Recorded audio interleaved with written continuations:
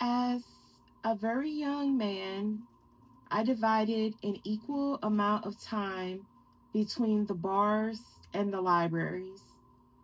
How I managed to provide for my other ordinary needs is a puzzle.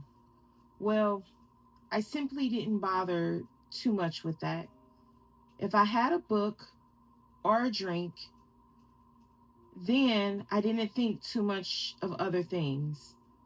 Fools create their own paradise. In the bars, I thought I was tough. I broke things, fought other men, etc., etc.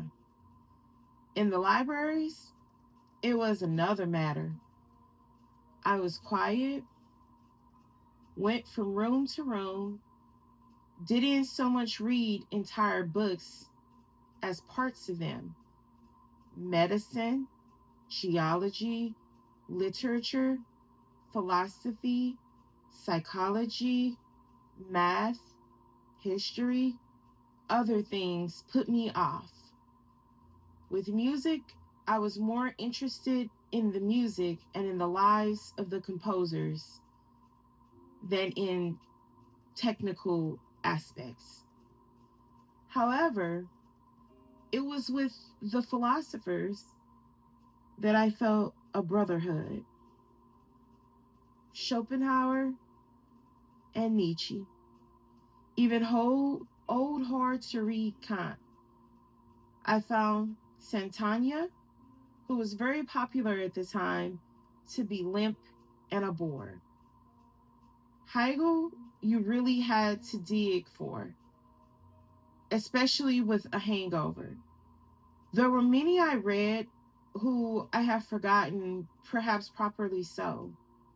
But I remember one fellow who wrote an entire book in which he proved that the moon was not there. And he did it so well that afterwards you thought, he's absolutely right. The moon is not there. How the hell is a young man going to dine to work an 8-hour day when the moon isn't even there? What else might be missing?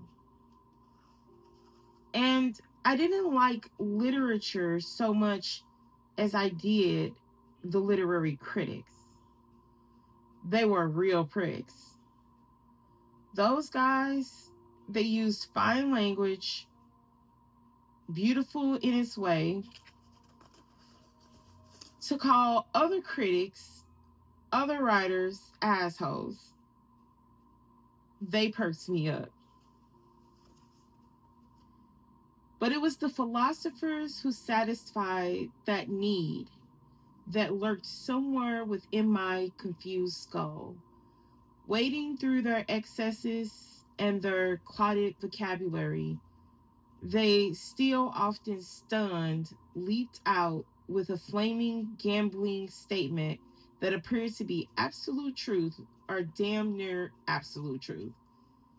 And this certainty was what I searched for in daily life that seemed more like a piece of cardboard.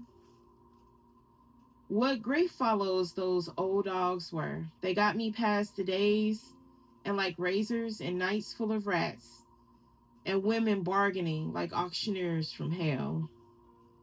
My brothers, the philosophers, they spoke to me unlike anybody on the streets or anywhere else. They filled an immense void. Such good boys.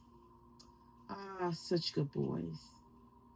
Yes, the libraries helped in my other temple, the bars. It was another matter. More simplistic, the language and the way was different. Library days, bar nights, the nights were alike. There are some fellows sitting nearby, maybe not a bad sort, but for me, he doesn't shine right. There's a gruesome deadness there. I think of my father, of school teachers, of faces on coins and bills, of dreams about murderers with dull eyes. Well, somehow this fellow and I get to exchanging glances. Our fury slowly begins to gather. We are enemies, cat and dog, priest and atheist, fire and water, tension bills, block piled upon block, waiting for the crash. Our hands fold and unfold. We drink now, finally, with a purpose. His face turns to me. Something you don't like, buddy? Yeah, you. Want to do something about it? Certainly. We finish our drinks, rise, move to the back of the bar, out into the alley. We turn, face each other. I say to him, there's nothing but space between us. You care to close that space? He rushes towards me, and somehow it's a part of the part of the part.